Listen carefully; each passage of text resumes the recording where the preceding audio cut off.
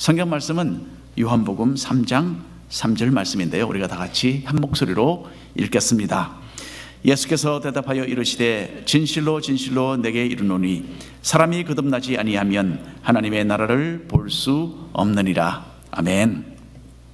자, 오늘 인직식에 보니까 이 하와이니까요, 축하한다고 레일을 걸어주잖아요. 그리고 아마 다음 예배에도 김화진 집사님이 레일을 그냥 잔뜩 이렇게 받게 되실 겁니다. 그래서 뭐 얼굴이 거의 보이지 않을 정도로까지 이렇게 레이가 이렇게 어깨로 해서 쌓아지는데, 하와이는 뭐 꽃이 많이 만발하는 그런 곳이기는 합니다. 여러분, 공식적으로 하와이 주의 꽃이 무엇인지 아시죠?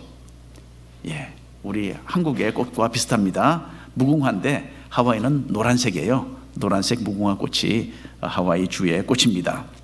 그리고 하와이에는 하와이 새로 지정된 새가 하나 있어요. 그 새가 무엇이냐 하면 거위인데 이름이 네네라는 거위예요. 네네 해보세요. 네네. 예, 네네라는 거위가 바로 하와이 새로 지정되어 있습니다. 또 하와이를 대표하는 벌레도 있어요. 아셨나요?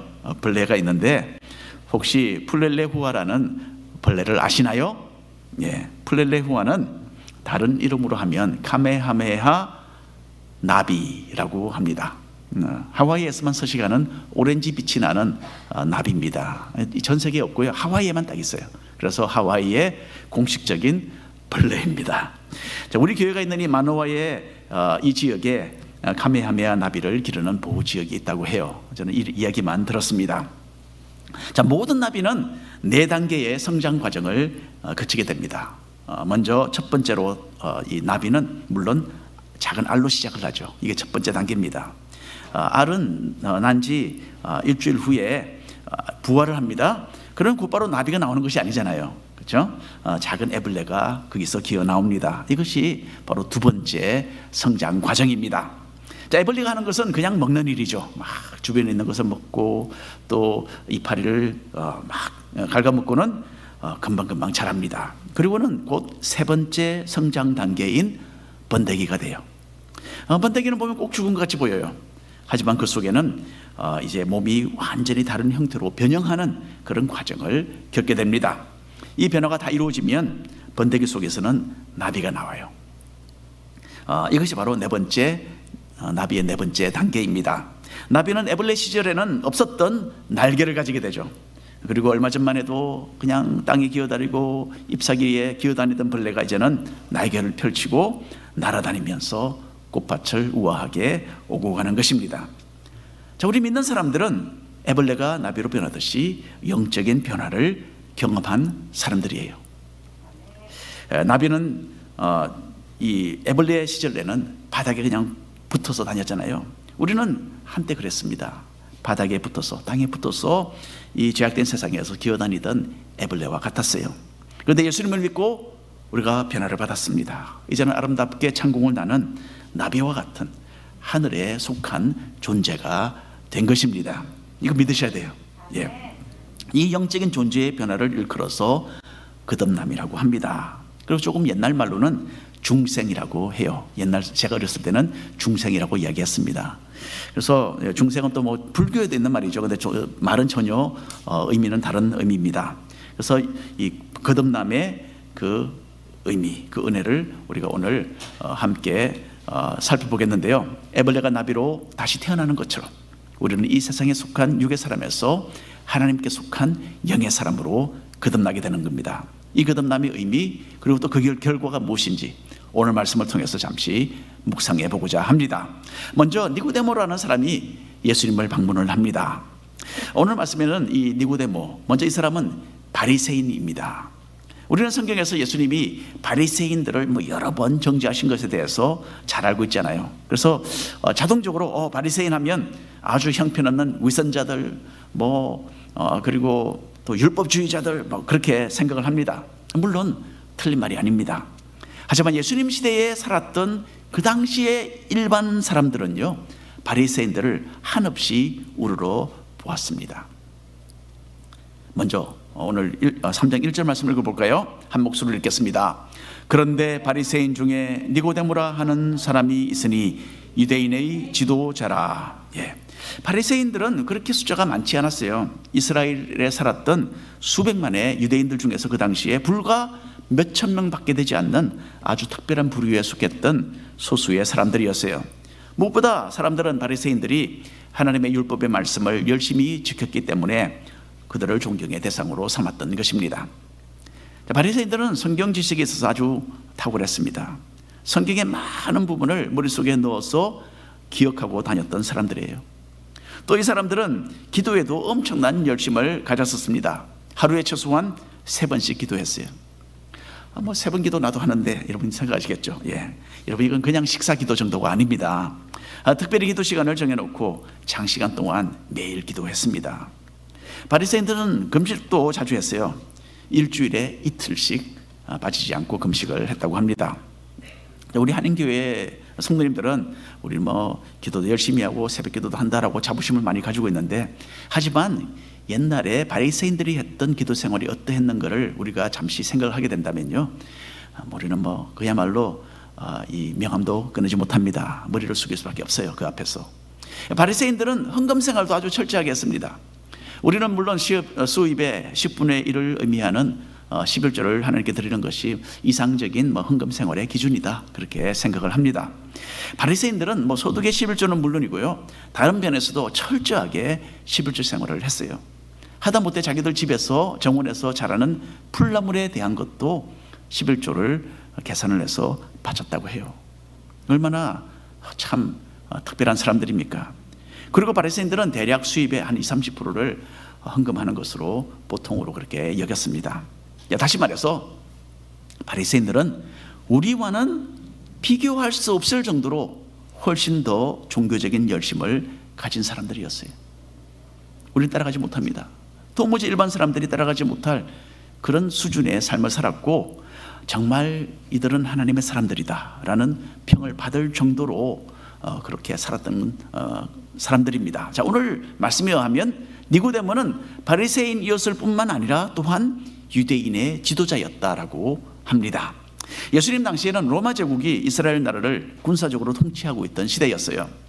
하지만 이스라엘 나라 내부적으로는 사네드린이라고 하는 공회가 있어서 여기에 70명의 유대인 지도자들이 나라의 국정을 맡아서 이끌어 갔습니다. 이 사람들 가운데는 제사장들도 있었고 또 바리새인들과 같은 이런 학자들도 있었던 것이죠. 니고데모는 그러니까 온 이스라엘에 불과 몇천 명밖에 되지 않는 존경받는 바리새인이었을 뿐만 아니라 이 70명 지도자들 중에 한 사람이었던 거예요. 어느 뭐로 보든지 이 니고데모는 평범한 사람이 아니었습니다. 가장 존경받는 최상류층 지도자로서 요즘으로 말하면 정말 존경받는 이 법관이나 아니면 상원 의원 같은 그런 사람이었던 거예요. 예수님을 찾아온 니고데모는 정중하게 인사를 하죠. 2절을 우리가 읽어보겠습니다. 함께 읽겠습니다. 그가 밤에 예수께 와서 이르되 랍비여, 우리가 당신은 하나님께로부터 오신 선생인 줄 아나이다. 하나님이 함께 하시지 아니하시면 당신이 행하시는 이 표적을 아무도 할 수 없음이니이다. 요한복음 2장 마지막 부분을 보면 예수님은 성전에서 장사하는 사람들을 내쫓으셨어요. 또 예수님께서는 예루살렘에서 여러 가지 기적을 행하셨습니다. 그래서 많은 사람들이 예수님에 대해서 믿음을 가지기 시작했다라고 이 요한복음에 기록이 되어 있습니다. 니고데모도 예수님이 행하시는 일을 보니까 어쩌면 예수님이 자기들이 기다리고 있던 구원자가 아니실까 아마 생각을 했던 것 같아요. 하지만 일단은 최소한 하나님이 보내신 스승으로 또는 선지자로 인정을 하고 받아들였습니다. 니고데모는 분명히 그 당시에 다른 바리새인들과는 차이가 있는 사람이었어요. 바리새인들은 자기의 위치 지키기 위해서 세례 요한이 나타나서 회개하라고 외치는 그 소리에 귀를 막았습니다. 또 예수님의 가르침에도 반기를 들었어요. 아마도 마음 깊은 곳에서는 예수님은 하나님이 보내신 어떤 특별한 분이구나 알고는 있었겠죠. 하지만 자기들이 세워놓은 어떤 이론, 또 사람들에게서 높이 평가받고 있던 자기들의 그 지위를 지키기 위해서 예수님의 군의 아래로 들어오기를 거절했던 사람들입니다. 하지만 니고데모가 예수님께 하는 말을 우리가 가만히 들어보면 이 사람은 바리새인으로서의 자신의 신분을 내세우는 그런 교만한 사람이 아니었다라는 것을 우리가 잘 느껴볼 수 있습니다. 진실된 마음을 가진 사람이었고요, 예수님이 하시는 일을 보면서 이분은 하나님이 보내신 분이다 라는 그런 솔직한 결론을 내렸던 바리새인입니다. 하나님은 이런 겸손한 자세를 가진 사람을 만나주십니다. 내가 쌓아놓은 것, 내가 내세울 수 있는 것을 다 내려놓고 머리를 숙이고 주님께 나아가는 사람들을 하나님은 귀하게 받아주시는 겁니다. 하늘나라의 그 모든 영광을 버리시고 가장 낮은 종의 모습으로 이 땅에 오신 예수님, 바로 그 예수님을 닮은 사람들, 그런 사람들을 하나님은 귀하게 여기시는 거죠.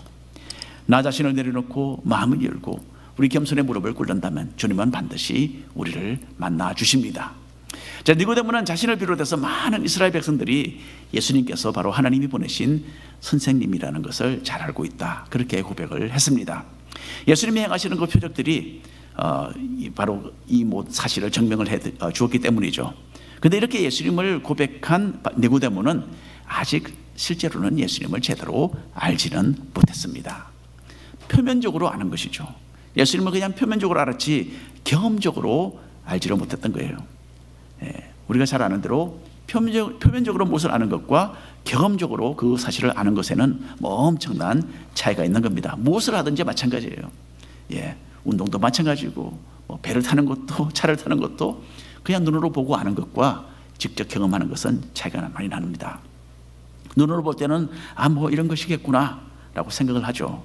하지만 우리가 그 어떤 것을 경험하게 되면 바로 이것이었구나, 이렇게 다르게 말을 하게 되는 겁니다. 이 하늘과 땅의 차이가 있습니다. 니고데모는 자신이 예수님에 대해서 참 잘 파악하고 있다라고 생각을 했어요. 그래서 예수님께서 하나님이 보내신 훌륭한 스승님이심을 내가 압니다 라고 고백합니다.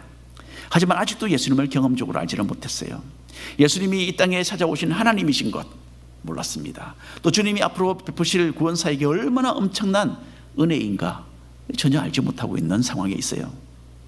여러분 어떻습니까? 혹시 예수님을 그냥 표면적으로만 알고 있지는 않으신가요?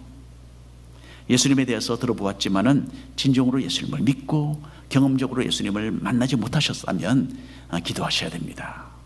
머릿속의 지식이 마음으로 느껴지는 믿음으로 변화되는 것, 이것은 하나님만이 하실 수 있습니다.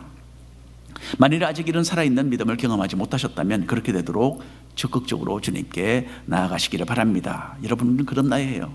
그리고 거듭나는 것은 주님의 성령의 역사로 이루어집니다. 거기에 대해서 우리가 잠시 읽겠습니다. 자, 그 두 번째로 니고데모가 질문을 하죠. 니고데모는 먼저 예수님께서 훌륭한 스승님입니다 라고 말을 꺼내니까 예수님은 곧 니고데모를 깜짝 놀라게 하셨어요. 지금 너의 상태로는 구원을 얻어서 하나님의 나라에 들어갈 수 없다, 그렇게 놀라운 선언을 하셨기 때문입니다. 오늘 읽은 본문의 말씀이죠. 3절 말씀 다시 한번 읽어보겠습니다. 함께. 예수께서 대답하여 이르시되 진실로 진실로 내게 이르노니 사람이 거듭나지 아니하면 하나님의 나라를 볼 수 없느니라. 바리새인들은 율법을 준수하는 올바른 유대인들의 모습을 자기들이 가진다면 하나님께 인정을 받을 것이고 물론 구원도 받을 것이다 라고 굳게 믿었습니다. 니고데모도 하나님의 법을 지키는 행위로서 구원을 얻고 하나님 나라에 들어갈 수 있을 것으로 생각을 했던 거죠. 그래서 이때까지 자기가 소속되었던 그 종파의 가르침에 따라서 모든 종교적인 법을 철저하게 지켜왔습니다. 하지만 예수님은 니고데모가 지금까지 해왔던 것으로는 하나님의 나라에 들어갈 수 없다라고 잘라서 말씀하고 계십니다. 하나님의 나라에 들어가려면 거듭나야 합니다. 즉 다시 태어나야 한다라는 이 참 이상한 말씀을 하신 겁니다. 여기 앉아 계시는 분들 가운데서 오늘 이 말씀이 어쩌면 하나의 충격으로 다가오는 그런 것을 느끼는 분들이 혹시 있을지도 모르겠습니다. 여러분, 우리가 구원을 받아서 하나님의 나라로 들어가는 것은 우리가 얼마나 선하게 살고 얼마나 교회에 열심히 출석하고 얼마나 많은 헌금을 바쳤는가에 의해 결정되지 않습니다. 만일에 니고데모가 이곳에 있다면 이 자리에 이런 모든 종교적인 면에서 우리 모든 사람보다 더 뛰어난 사람이었을 겁니다. 도무지 니고데모를 따라갈 수 없을 거예요. 어느 누구도. 하지만 하나님의 나라에 가기 위해서는 전혀 다른 조건이 갖춰져야 한다라고 주님이 밝히 설명하십니다. 거듭나야 한다. 여기에 니고데모가 주님께 질문을 합니다. 4절 말씀입니다. 읽어드릴게요. 니고데모가 이르되 사람이 늙으면 어떻게 날 수 있사옵나이까? 두 번째 모태에 들어갔다가 날 수 있사옵나이까? 니고데모는 예수님의 말씀을 육신적으로 이해를 했습니다. 그래서 사람이 어머니의 뱃속에 다시 들어가서 두 번째로 나 태어나는 것, 이거 불가능하지 않습니까? 라고 주님께 질문을 했던 겁니다. 여기에 대한 예수님의 설명이 이어서 나옵니다. 5절부터 7절까지인데요, 한 절씩 나눠서 읽겠습니다. 예수께서 대답하시되 진실로 진실로 내게 이르노니 사람이 물과 성령으로 나지 아니하면 하나님의 나라에 들어갈 수 없느니라. 함께 읽겠습니다. 내가 내게 거듭나야 하겠다 하는 말을 놀랍게 여기지 말라. 이 세상에서 여러분 제일 잘생긴 돼지가 한 마리 있다고 합시다. 아무리 잘생겨도 역시 돼지는 돼지일 거예요. 그렇죠? 예. 보통 돼지와 그렇게 다르지는 않을 것 같습니다. 이 돼지에게 아무리 좋은 옷을 입혀 주어도 돼지가 사람이 되겠습니까? 또다시 지저분한 곳에 가서 드러눕고 자기 자신을 더럽히고 말 것입니다. 돼지니까요. 우리는 모두 다 죄인들이에요. 죄인에게 아무리 아름다운 종교적인 행위로 옷을 입혀 두어도 죄인이 의인이 되는 것이 아닙니다. 역시 죄인이에요. 그렇기 때문에 우리는 모두 거듭나야 합니다. 우리의 흉하고 우리의 죄악된 육신의 모습을 벗고 영적인 의로운 모습으로 다시 태어나야만 하나님의 나라에 합당한 사람들이 되는 것입니다. 이전에는 육신의 부모의 그 자녀였던 우리가 이제는 하나님의 자녀로 다시 태어나야 되는 겁니다. 예수님은 이렇게 영적으로 거듭나는 것은 물과 성령으로 된다라고 말씀하셨어요. 여기서 물은 물론 세례 요한이 전했던 회개의 세례를 의미하는 것 같습니다. 자, 세례는 본래 이방인이 유대교로 개종할 때에 물로서 씻는 그런 예식이었죠. 그런데 세례 요한은 이방인들에게 세례를 주는 것이 아니라 하나님께 회개하고 돌아오는 유대인들에게 세례를 베풀었어요. 하나님 앞에 진정으로 자신들의 죄를 고백하고 뉘우치는 사람들, 그들은 정결한 하나님의 백성이 된다라는 의미로서 이 세례 예식을 거행했던 것입니다. 이제 예수님은 바리새인 중에서도 지도자인 니고데모에게 물세례가 의미하는 그 회개의 필요성을 가르치고 계십니다. 예수님은 니고데모에게 너 또한 회개해야 한다라고 말씀하셨던 거예요. 아무리 종교적으로 완벽하게 살려고 외면적으로는 최선을 다했던 니고데모였지만은 자신의 내면에 여전히 존재하는 죄에 대해서 회개하고 주님께 돌이켜야만 했던 것입니다. 이어서 예수님은 거듭나는 것이 성령의 역사인 것을 밝히 말씀하십니다. 유대인들은 자신들이 육신적으로 아브라함의 자손이기 때문에 자동적으로 하나님의 백성이다 라고 생각을 했습니다. 하지만 예수님께서는 이것만으로, 즉 혈통적인 관계로서 하나님의 자녀가 되는 것이 아니라 성령을 통하여 영적으로 다시 한번 태어나야 된다라고 말씀하셨어요. 육신으로 태어나서 육의 부모의 자녀가 된 것처럼 우리는 영적으로 다시 한번 태어나야만 합니다. 이제는 하나님의 자녀로서 거듭나야 하는 것이죠. 그 성령의 역사로 우리가 다시 태어나서 하나님의 자녀가 되어야만 하나님의 나라에 또한 들어갈 수가 있습니다. 빌리 그레이엄 목사님에 대한 재미있는 일화가 있습니다. 빌리 그레이엄 목사님이 그때는 젊었을 때예요. 나중에는 뭐 너무너무 바쁘셔서 대형 집회만 인도하셨지만은 젊었을 때에 어느 시골 마을 교회에서, 작은 교회에서 집회를 인도하게 되셨다고 해요. 목사님은 일찍 그 마을에 도착을 하셨고, 그래서 먼저 편지를 하나 써서 붙이려고 우체국이 어디에 있나 둘러보셨다고 합니다. 근데 우체국을 찾을 수 없는 거예요. 그래서 지나가는 어린 아이를 하나 붙들고서 얘야 우체국이 어디 있느냐라고 물으셨대요. 예, 아이가 우체국 방향을 이렇게 가르쳐 주자 이 빌리 그레이엄 목사님 참 그래도 굉장히 참 인격적인 분이시죠. 그 아이에게 참 고맙다라고 인사를 했대요. 그리고는 오늘 저녁에 저기 있는 교회로 오면 내가 설교를 할 건데 거기서 내가 천국에 가는 방법을 알려줄 거야. 내가 오면 참 좋겠다. 그렇게 전도를 했어요.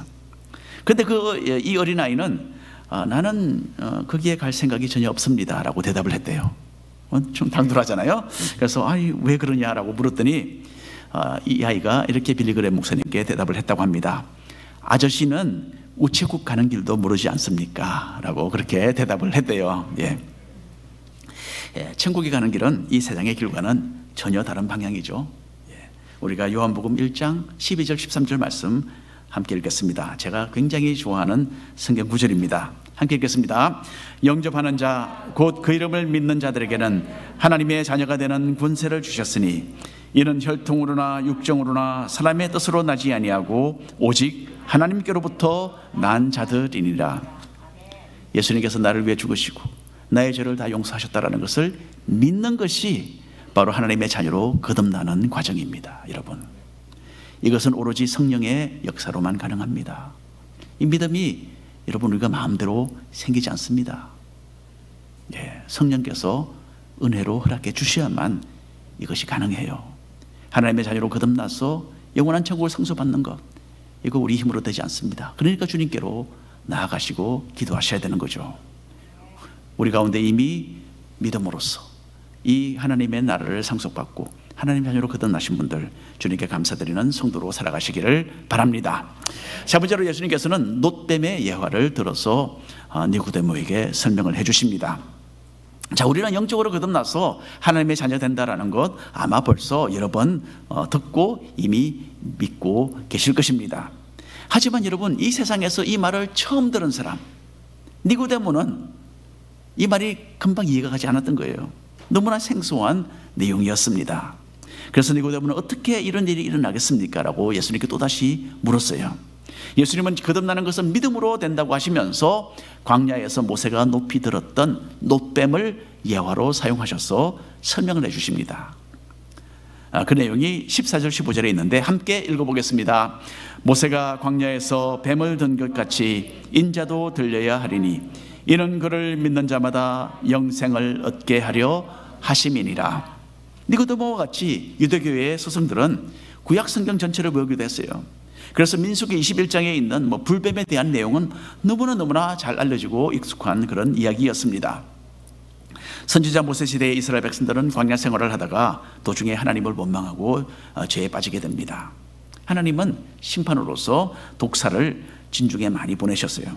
사람이 독사에 물려서 그 때문에 많은 사람이 죽어갔습니다.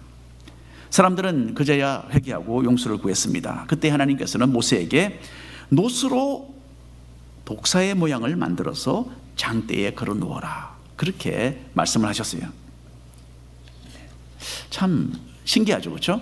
그래서 놋으로 된 그 독사의 모양을 장대에 걸려 있는데 그것을 바라보면 살게 될 것이다 라고 말씀을 하셨습니다. 그래서 그 놋뱀을 바라보는 사람들은 죽지 않고 나았다, 그렇게 기록이 되어 있어요. 자, 하나님은 죄에 대한 심판으로서 독사를 보내셨어요. 근데 그 심판의 모양을 만들어서 나무 장대에 걸어 놓았고 그것을 바라볼 때 사람들이 고침을 받도록 했던 것입니다. 이 참 특이한 일 아닙니까? 왜 하나님이 이렇게 하셨을까요? 이것은 예수님께서 장차 이루실 일에 대해서 구약 성경에 나타났던 하나님의 예고였습니다. 바로 예수님이 이런 일을 할 것이다라는 것을 미리 1500년, 1600년에 미리 보여주신 거죠. 예수님은 그 말씀을 가지고서 자신의 사역을 지금 설명하고 계십니다. 예수님은 장차 자신이 우리 죄인의 인간의 그 죄악된 모습을 그대로 가지고서 십자가에 달리실 것을 니고데모에게 미리 알리신 겁니다. 이 예수님을 믿음의 눈으로 바라볼 때에 고침을 받고 영의 그 문제를 해결받고 생명을 얻게 된다라는 그런 가르침이었습니다. 자, 여러분, 여기서 강조되는 것은 무엇입니까? 믿음입니다. 우리의 선한 행동, 우리의 모든 종교적인 노력에 의해서 구원이 얻어지는 것이 아닙니다. 믿음이 그 열쇠입니다. 믿음으로 우리는 거듭나고 하나님의 나라에 들어가는 겁니다. 예수님의 이 말씀에 이어서 우리에게 참 가장 많이 알려진 성경 구절, 바로 이겁니다. 함께 읽겠습니다. 하나님이 세상을 이처럼 사랑하사 독생자를 주셨으니 이는 그를 믿는 자마다 멸망하지 않고 영생을 얻게 하려 하심이라. 아멘. 대학생들이 어느 가난한 나라에 선교 여행을 갔다고 합니다. 삶의 질이 낮고 모든 것이 오염된 슬럼을 방문하면서 한 여학생이 선교사님께 질문을 했대요. 저 어린 여자 아기는 더러운 길바닥에 앉아서 그냥 놀고 있네요. 왜 저 아이의 엄마는 아기를 깨끗하게 씻어주지 않고 저렇게 내버려 두었나요? 그렇게 선교사님께 질문을 했다고 합니다. 선교사님에게 이렇게 대답을 했어요. 저 아기의 엄마는 자기 딸을 분명히 많이 사랑하겠지만은 흙을 그리 미워하지는 않습니다. 반대로 이 질문을 하는 자매님은 흙은 대단히 미워하는데 지금 가서 저 아기를 붙들고 씻어줄 만큼 그 아이를 사랑하지는 않아요. 누군가가 흙을 대단히 미워하는 동시에 저 아기를 또한 대단히 사랑하기까지는 저 아기는 그냥 저대로 있을 것입니다 라고 그렇게 선교사님이 답변을 했다고 합니다. 여러분, 바로 이 일을 하나님이 하셨어요. 요한복음 3장 16절에 하나님의 마음이 잘 표현되어 있습니다. 하나님께서는 우리 죄인들을 너무나 사랑하신 나머지 죄의 문제 해결하기 위해서 자신의 아들 예수님 보내주셨습니다. 예수님은 죽기까지 우리를 사랑해 주셨어요. 그래서 우리는 예수님을 믿어서 심판을 벗어나고 구원받은 백성 되어 하나님의 나라에 들어가게 되었습니다. 여러분, 이 구원은 내가 얼마나 열심히 모범적으로 살았는가, 이것에 의해서 취득되는 것이 아닙니다. 오로지 우리를 위해서 대신 죽으신 주님을 믿음으로 얻는 구원입니다. 오늘 결론의 말씀드립니다. 오늘 말씀에서 예수님은 니고데모를 깜짝 놀라게 하셨습니다. 지금까지 니고데모가 신뢰하고 있었던 종교적인 열심으로는 구원을 얻지 못한다라는 것 드러내어 주셨습니다. 그리고 믿음으로 거듭나야만, 그래서 영적으로 하나님의 자녀로 다시 태어나야만 하나님의 나라의 아버지의 집에 들어갈 수 있다라고 말씀하셨습니다. 자, 니고데모가 그 다음에 어떻게 되었을까요? 요한복음 7장에 보면 니고데모는 공회에서 예수님을 지지하는 그런 발언을 합니다. 그래서 많은 사람들의 그곳에 모인 다른 지도자들로부터 많이 비난을 받습니다. 또 19장에 보면 십자가에 돌아가신 예수님의 시신을 거두어 들여서 장사 드리는 것이 나와 있습니다. 이것도 니고데모가 했습니다. 이것은 틀림없는 믿음의 행동이었어요. 믿음이 아니면 이렇게 할 수가 없는 겁니다. 예수님에 대해서. 니고데모는 예수님을 믿고 거듭나서 주님의 제자로 살았던 참으로 특별한 바리새인이었습니다. 일평생에 있어서 사람이 가야 하는 길이 참으로 멀고 길다고 하죠. 그 중에서 가장 길고 가장 먼 길이 있는데 그것은 머리에서 가슴까지 내려가는 이 1피터 거리라고 합니다. 이것은 바로 영적으로 말하면 거듭나는 과정입니다. 머리에 있는 예수님에 대한 지식이 마음으로 내려가서 살아있는 믿음이 되어야 합니다. 이렇게 해야 우리는 거듭나서 하나님의 나라에 들어갈 수 있어요. 이 일은 우리가 스스로 할 수 없고 오로지 하나님의 성령께서 해 주셔야 합니다. 그렇기 때문에 이 하나님의 은혜로 이 짧은 거리, 그러나 이 먼 거리를 완주할 수 있도록 우리는 기도로 나가야 하는 겁니다. 그리고 이 일을 이미 우리 삶 속에 이루신 하나님의 사랑, 예수님의 은혜, 성령님의 그 역사에 감사와 찬양 드리는 우리 모든 성도님들 되시기를 축원합니다. 기도하겠습니다.